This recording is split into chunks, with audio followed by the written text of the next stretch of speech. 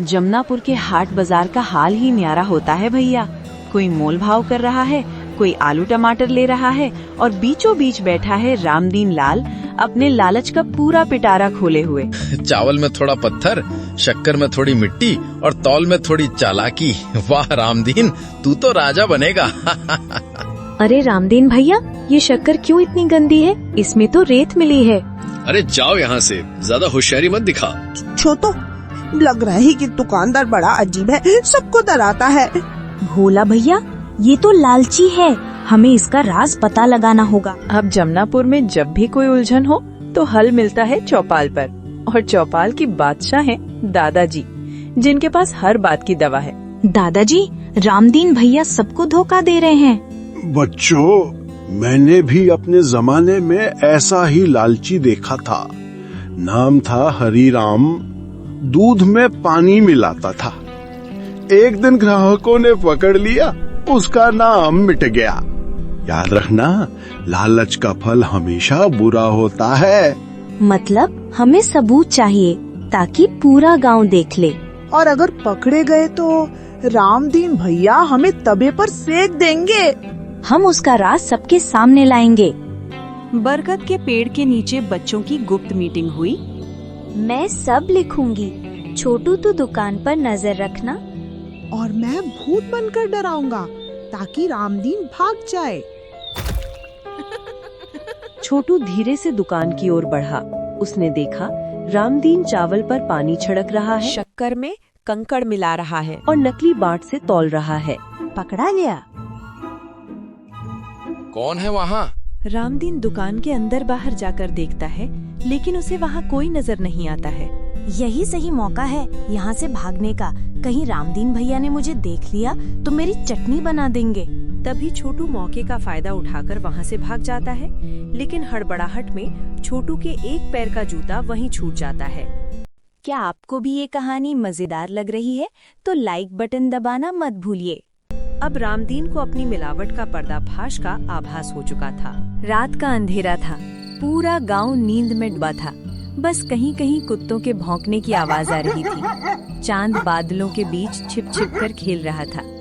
इसी सन्नाटे में गांव का मशहूर चोरीबाज टीका भाई चुपके चुपके रामदीन की दुकान की तरफ बढ़ा। उसके हाथ में एक छोटी टॉर्च थी और होठों पर गुनगुनाहट। रामदीन कमाल, मेरा कमाल, रात का धंधा सब पे भारी धमाल।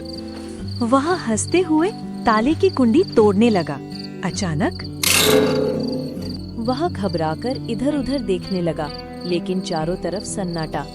फिर जल्दी से दरवाजा खोलकर दुकान में घुस गया। घुप अंधेरा था। टीका भाई ने टॉर्च जलाया और बोरी पर हाथ रखा। अरे वाह, अब तो मजा आएगा। ये सारा चावल, ये सारी शक्कर सब मेरा हो जाएगा। लेकिन जैसे ही उसने पहली बोरी खोली, छोटे छोटे पत्थर जमीन पर बिखर गए। टीका भाई की आंखें फटी की फटी रह गईं। अरे ये क्या? चावल में कंकड़? उसने दूसरी बोरी खोली, उसमें मिट्टी और रेत मिली हुई शक्कर निकली। हे भगवान, ये तो पूरा माल ही नकली है। वह घबराकर पीछे हटने ही वाला था कि अचानक पीछे से आवाज आई। दरवाजा खुल चुका था। बाहर से किसी के कदमों की आहट आ रही थी। इसी बीच भोला, जो डर डर कर रामदीन की जासूसी कर रहा था, दुकान के बाहर से झांक रहा था। अंधेरे में उसने टीका भाई को बोरी खींचते देखा तो जोर से चिल्ला पड़ा, भूत भूत, दुकान में घुस गया। उसकी चीख सुनकर आधा गांव जाग गया। लोग लाठी और लालटेन लेकर दौड़े। टोफू भी भौंकते हुए दुकान की ओर भागा। अंदर टीका भाई भागने की कोशिश कर रहा था। वो एक बोरी उठाता है, मगर उसी वक्त टोफू उसकी लुंगी पकड़ लेता है। बोरी फट जाती है और नकली सामान पूरे फर्श पर बिखर जाता है। अगर आप मेरी जगह होते तो आप क्या करते? नीचे कमेंट में जरूर बताइए। अब तक कई गांव वाले दरवाजे तक पहुंच चुके थे। टॉर्च की रोशनी में सबको साफ दिखा। चावल में पत्थर, शक्कर में मिट्टी और नकली बांट। भीड़ में हलचल मच गई। अरे देखो, ये तो धोखा है। गुस्से में हमसे इतना पैसा लेता है और माल में कचरा भरता है।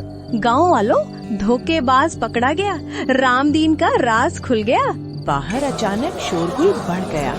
रामदीन, जो अपने घर में सोने की एक्टिंग कर रहा था, घबराकर दुकान की तरफ दौड़ा। भीड़ देखकर उसके चेहरे का रंग उड़ गया। उसने गुस्से में टीका भाई का हाथ पकड़ लिया। तू मेरे दुकान में चोरी करने आया था? अरे नहीं, ये तो मैं तो बस देख रहा था। लेकिन अब तक गांव वालों की आंखें सब देख चुकी थीं। जमीन पर बिखरे पत्थर, गंदे चावल और रेत मिली शक्कर। रामदीन के चेहरे पर पसीना छलक आया। भीड़ में खुसुर-फुसुर होने लगी। गांव का चौपाल आज अदालत बन गया था। लोग जमा थे और सबकी नजरें एक ही व्यक्ति पर, लालची दुकानदार रामदीन पर। सजा दो, सजा दो। हमें सालों से लूट रहा था ये। आज सच सामने लाओ। शांत हो जाओ गांव वालों। हर बात सबूत के साथ सामने रखी जाएगी। पंचायत का फैसला आखिरी होगा। सरपंच जी, मैं निर्दोष हूँ। ये सब बच्चों की चाल है। मुझे फंसाने की साजिश है। झूठ बोलता है। हमारे सामने बोरी से कंकड़ निकला था। के सॉल्ड सब मेरे कारण हुआ। बस मैं थोड़ी देर से पहुंचा। हमेशा देर से ही आते हो। सरपंच बाबू, ये देखिए, मैंने अपनी आंखों से देखा रामदीन नकली बाट से तौलता है। ये सबूत है। और ये मेरी लिखी हुई डायरी है। कब, कैसे, किस तरह वो चावल में पत्थर और शक्कर में मिट्टी मिलाता था। झूठ, सब झूठ। ये बच्चे मुझे बदनाम करने आए हैं। मैं तो गरीब दुकानदार हूँ। अगर कहानी आपको अच्छी लग रही है तो इसे अपने दोस्तों के साथ जरूर शेयर करें। रामदीन, सच को कब तक दबाओगे? लालच इंसान को अंधा बना देता है। तूने लालच किया और अब उसका परिणाम भुगतना पड़ेगा। सजा दो, सजा दो। इसे दुकान से निकालो, गांव से बाहर करो।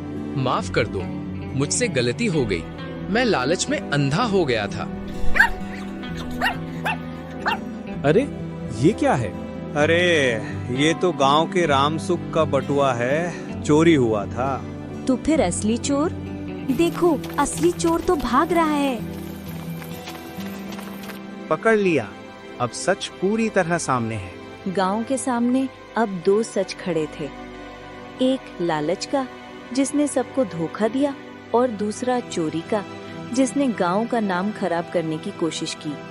फैसला अब सरपंच बाबू के हाथ में था। रामदीन, अगर माफी चाहते हो तो आगे से ईमानदारी से काम करो और सजा के तौर पर पूरे गांव में 2-2 किलो शक्कर मुफ्त बांटो। लेकिन ध्यान रहे, ये शक्कर शुद्ध होनी चाहिए, बिना मिलावट के। मुझसे गलती हुई, अब कभी धोखा नहीं दूंगा। और टिका भाई, तुम्हें 1 माह का कठिन कारावास भुगतना होगा, ताकि गांव में ये सबक रहे कि चोरी करने वाले को चैन से जीने का हक नहीं।